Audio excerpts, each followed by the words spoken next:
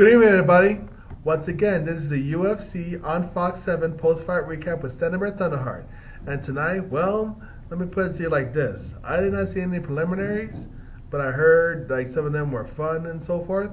What I did get to see, of course, was the four main fights on the UFC on Fox itself, the Fox channel, from the last four fights that were in the evening. But in any event, I got the results of the preliminaries and to the main event. So I'm going to read them to you. So here we go. Now, Clifford Starks versus Yoel Romero. And the winner is Yoel Romero via knockout. Anthony Njokuani versus Roger Bowling. And the winner is Anthony Njokuani via knockout. DJ Dillashaw versus Hugo Viana. And the winner is DJ Dillashaw via TKO victory. And Tim Means versus Jorge Masvidal. Well, actually, Masvidal. And the winner is Jorge Masvidal via a unanimous decision. So, good grades on that. And the former #1 contender for the flyweight championship, actually, he was actually #2 contender when he fought Myles for the flyweight belt to see who was going to be the flyweight champion. Well, former top contender, I would say, Joseph Benavidez of the flyweight championship versus Darren Uyenoyama. Actually, how do you say this? Uyenoyama. And the winner is Joseph Benavidez via a TKO victory against Darren Uyenoyama. So, congratulations. And Ramsey Nijem versus Myles jury. And the jury is out because the winner is Myles jury via a knockout. So, congratulations on that. And Francis Carmont versus Lorenz Larkin. And the winner is Francis Carmont via unanimous decision. And the money, Chad Mendez versus Darren Elkins. And the winner is Chad Mendez via knockout. From what I was told was quick work, was a quick knockout in the first round. And of course, now after this post-fight during the post-fight interview, he actually called out Jose Aldo. Now, of course, Jose Aldo is not to be the one to turn down a fight, but the question is, will the UFC management give him that championship title shot again? We shall see. Well, anyways, now from the UFC on Fox events that I got to see, thank goodness on that.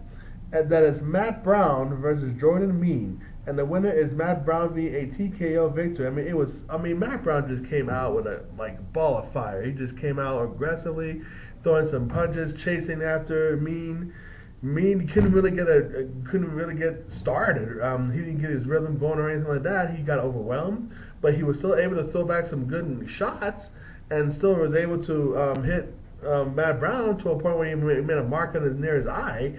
But other than that, and also too, Matt Brown just kept on coming aggressively and kept on getting some good shots, leg kicks, and head punches and clinches and everything else. But of course, Jordan Mean was not just going to go down easily. He gave him some good shots and here and there. But what he really did, what really got the fight going in the middle of the first round, was that he hit him in his gut with a punch, which really hurt Matt Brown. Went to the ground. And that's when he was trying to ground and pound at him.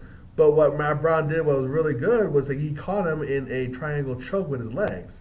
Triangle choked him. But the thing about it was, though, I thought it was over for Jordan Mean at that point. But Jordan Mean was smart enough to actually turn his body to the side so he won't get the full effect of it. And then, of course, he finally was able to escape. But the problem with Jordan Mean was that Jordan Mean got tired. He got exhausted due to the fact that the choke took the breath away from him, so he really couldn't follow up with the ground and the pounding like he should have when he was in the mount position. But in any event, that didn't matter because the first round was over. When the second round came, it's a whole different story because Matt Brown just came back, started throwing some good combinations on him against the fence, got him all to a point where he was all tired up. And then that's when he started throwing, nice punches to the side of the head, and then he started throwing nice elbows to the back of basically his kidney areas, to the body shots, And wow, it was definitely over for that point. So Matt Brown got a TKO victory. So congratulations, Matt Brown, on that excellent victory. I mean, like, how many wins in a row now? Man, is he aligned for a title shot? We shall see. Maybe he needs to win 2 more times for a title shot, but he's really been on a roll. That's all I gotta say about that. He's been on such a roll. Now, in his next fight, in this next event, featured Nate Diaz versus Josh Thompson from Strikeforce, and the former champion in fact too, and the winner is Josh Thompson via TKO victory. I mean, Josh Thompson. I mean, a lot of people thought that Nate Diaz was gonna have him, and for the most part, it looked like it was because Nate Diaz was chasing him around, throwing punches. But of course, Josh Thompson was smart enough to evade and hit him with some good shots from 45-degree angles, good leg kicks, even throw some nice roundhouses to the head a couple times during the first round. I mean, throwing a nice kick and actually hit him in the head during the first round, and even bloodied him up with elbows a few times and so forth. But in the second round, that's when it really got crazy, because then it's when they did try to chase him. And of course, Thompson just kept throwing some good combinations and hit him and leg kicks and so forth. But what was the end of that was that he threw a nice right roundhouse that it wasn't really it wasn't really like the flat foot that ran on his head, but instead was a shin part that landed on Nate Diaz's right in the head and right there. And that's when it really was the beginning of the end. He was wobbly. He went down, and that's when Josh Thompson went for the kill, total kill, beat him up so badly that he was all bloodied up, everything. The referee had to stop and rewarded Josh Thompson a TKO victory. So wow, I mean, yeah, exactly. Former Strikeforce champ, lightweight champ, if I'm not mistaken, got the TKO victory over Nate Diaz. So congratulations, Josh Thompson, and he's on his way. Let's see what happens now, how the UFC now is going to move him up. So any event. And then, of course, in the co-main event, Frank Mir, former UFC champ, versus Daniel Cormier, which was a Strikeforce Grand Prix champion and an undefeated still. And the winner, and still undefeated, Daniel Cormier via unanimous decision. I mean, how do I describe this fight? Basically, what all boils down to it, Frank Mir barely really did much.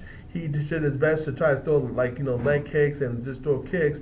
That was the only thing that kept Cormier at bay. However, of course, Cormier was so good, and when he followed up with his game plan, he tied him up, he elbowed him, he threw some good shots, he threw knee shots, just body shots and the head shots, everything. And of course, when he kept to a distance, that's when Frank Mir kept on trying to throw the kicks and so forth. But each time, Cormier stuck to the game plan. Just wrestling, just kept wrestling, clinching, hitting, kneeing, elbowing, everything. I mean, it just went on throughout the whole 3 rounds. I mean, that's what it all boils down to. And he tired him out. He worked Frank over the way he wanted. Frank just really couldn't get to where he wanted to really have his fight, and it just wasn't his fight tonight. So Cormier really, I would say, I don't know how do I say this? Was he dominant? I just think he just had his way. I won't even say he was really dominant against Frank Mir, but I just think that Cormier had his way with him tonight. Put it that way. He had his way with him. So congratulations, Daniel Cormier, and still undefeated. And and one of the things that I like about Daniel Cormier was that he at least kept his cool. He was tired and everything, but he kept on with his game plan. And Frank Mir ran his mouth saying, oh, it's one thing to be successful in the other leagues, but when you jump into big leagues, which means the UFC, it's a little different. Well, I think the Strikeforce boys are showing the UFC guys something. Hey, they're not to be underestimated. And I'm so tired of this hype about UFC having the greatest guys in the world, and they do. But then the thing about it is, I think the UFC is only big because it has a lot of money, and it's the big leagues because of the hype and the media support and so forth. But really, any good fighter could beat up another good fighter any day. It doesn't matter which organization you're from or anything like that. It just so happens that a lot of great champs are in the UFC, but make no mistake about it. A lot of these great fighters that come from other organizations are showing the UFC boys something. So I'm just so tired of the hype that only UFC guys are better than all these other guys in different organizations. I'm tired of it. And tonight just proves the point that UFC guys are not always the best. Okay, that there are other guys in other organizations that can still beat, UFC guys and so forth. They can still be the best in the world too, in their own way. So, anyways, I'm really glad that some of the, like I say, Strikeforce guys are showing the UFC guys something, and I just like to see good fights. I'm just tired of the comparisons. Let's just move on with it, and let's just say who the best fighters in the world are. That's all there is to it. That's all there is to it. Any event, and now let's go to the main event of the evening, as of course, UFC lightweight champion Benson Henderson versus former two-time Strikeforce lightweight champion Gilbert Melendez. That's a challenger, and the winner, and still the UFC lightweight champion via split decision. Yeah, split decision. Benson Henderson. Man, I mean, what a great event! What a great fight that was. I mean, yes, the first round, of course, Gilbert Melendez had it. He had it good because he had some good strikes, good leg kicks, and everything else. Benson Henderson didn't really start off very well like he should have. He didn't start out as strong. Yeah, he started with some good leg kicks and everything, but Gilbert Melendez really got him aggressive, really got in there, really started hitting him. Now, from the second, third, and fourth round, that's when Benson Henderson really got it. I mean, he got it, of course, there were some times when he threw some kicks, Gilbert Melendez kept on catching it, even from the first round, and there have been times when he would fall because he would either trip or he would push him down, or there have been times when, but most of the time though, it was Benson Henderson who would dodge him, and again, threw some nice elbows, mixed it up with some knee strikes to the head, body punches, just different kinds of stuff, and also he would do strong, not only inside leg kicks, but also outside leg kicks to such a degree that a couple of times he was not able to kick the legs, but he was actually used that kick to actually sweep the leg and knocked him down a couple of times during those, during the second, the third, and the fourth rounds that he did. Gilbert Melendez still got it good and still got aggressive and still did some shots, but it was not enough. Benson Henderson really did more. He even had him clinched a few times and started doing some knees and different things like that. So Benson Henderson really did more, and and Sonnen and Brian Stan said that actually they thought that Gilbert Melendez did the first 3 rounds. I disagree with that. If anything, Gilbert Melendez started really improving better during the 5th round. So really, I would say that the first round and the 5th round was when Gilbert Melendez did better than Benson Henderson. But during the second, the third, and the 4th round was when Smooth Henderson did better. And so that's why it was a split decision, because it went so many ways, and it was such an excellent fight overall. But the split decision went to Benson Henderson, and he is still the UFC lightweight champion. So, wow, what an event this was tonight. Like I said, even though I saw these 4 fights, I'm sure all these fights were exciting. And let me see. Oh, and not to mention that before I go though, I just wanted to send my prayers and my concerns for all the different for all the tragedies that's happened this week, from the Texas and also Boston bombings. I send my prayers to all the families that have lost their loved ones, despite the fact that these were all false flag attacks by our own government, I would say. But even then, I still feel really bad for the families, and I just really send some prayers for all the healing that should be going on, and for the peace that should come through it, and the justice that will come through this in the future. So let's just all pray for it, let's just all meditate for it, and let's all visualize a much more better world and more justice to come. Let's put it this way. So, any event, have a great weekend, and I'll talk to you guys another time. Healing, it is all that is.